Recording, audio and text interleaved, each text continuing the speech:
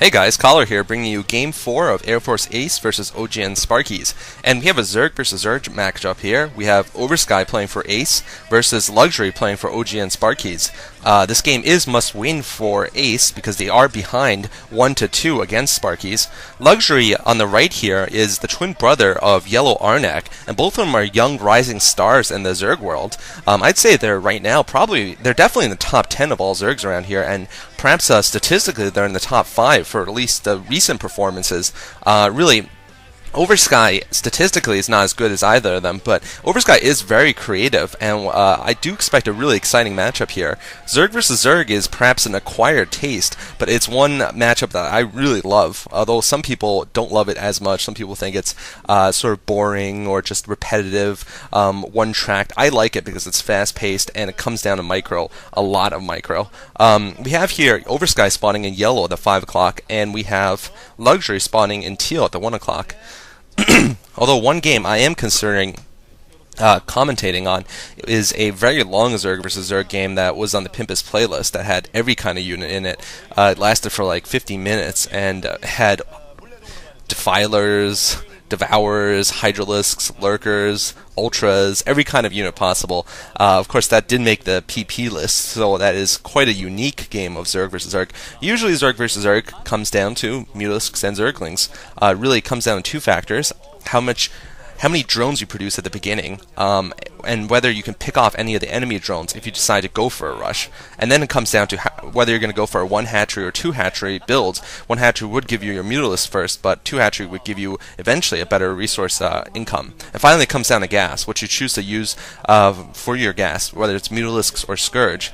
Both are viable options depending on really what the situation is. I actually think that players should tend to drift against using Scourge nowadays because Zerg players are so good with their their Mutalisk micro that they're able to pick off Scourge in really when they get just about 5 or 6 Mutalisks. You can just pick off an infinite number of them, and it's just really hard to use Scourge. So a lot of times Scourge are wasted nowadays. Looks like both players actually going for 12 drones before building a spawning pool or a hatchery. It's interesting here. Neither player going for the 9 pool. This map is Andromeda. I didn't mention that. So it's a fairly large 4-player map. So perhaps going for the rush just is less likely to succeed. And it looks like Luxury has set up his spawning pool and gas, and so has Oversky. Although Oversky seems to be a second slower here at the 5 o'clock position.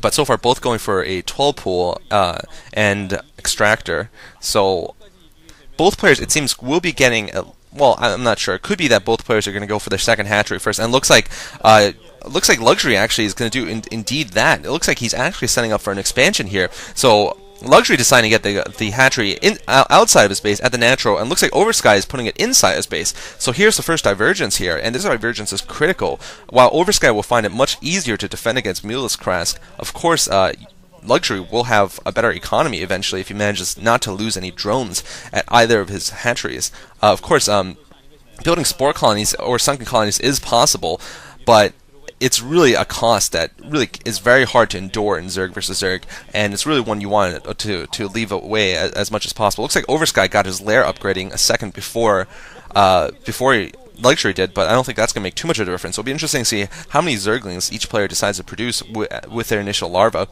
And yeah, whether they decide to go for an attack or not. I assume both are going to go for speed upgrade also, because that really is necessary. It looks like Luxury has 6 lings out, so he produced 3 eggs full, and I'm not sure if he's still producing them.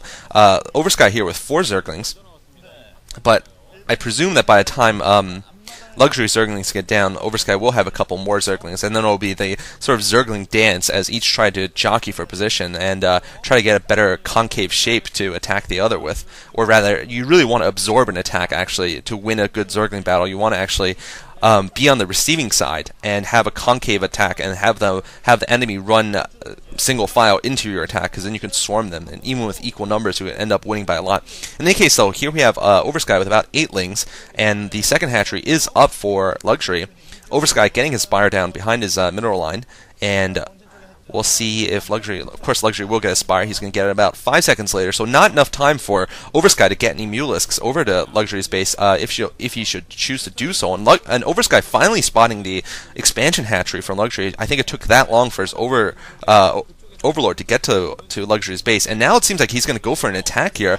Looks like he has speed upgrade, but there's more Zerglings there for Luxury, so I don't think this will work out at all for him if he chooses to commit. Looks like he's not choosing to commit, actually. He's going to run back a little bit here, and he could be producing more Zerglings here just to be able to get some sort of attack out and prevent Luxury from getting an economic lead here. And actually, it looks like he did have 2 Overlords over there, so it wasn't just that moment when he spotted the hatchery.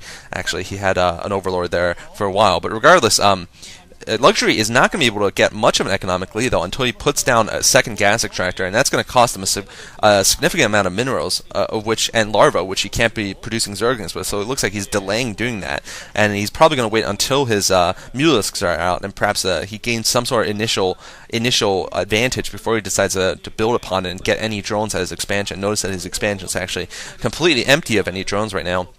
I can't tell who has more Zerglings right now. Really, it seems, based on the builds, it should be very close right now. I don't think there should be that much of a divergence.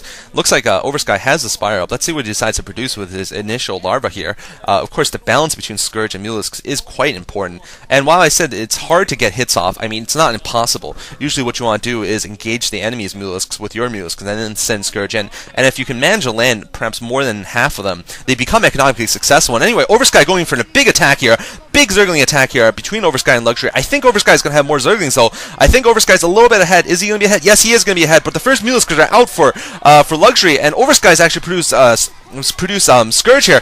Oversky needs to get those Zerglings into Luxury's base and kill off a couple of drones. That's what he desperately needs to do right now. It looks like he's going to do just that. He's going to kill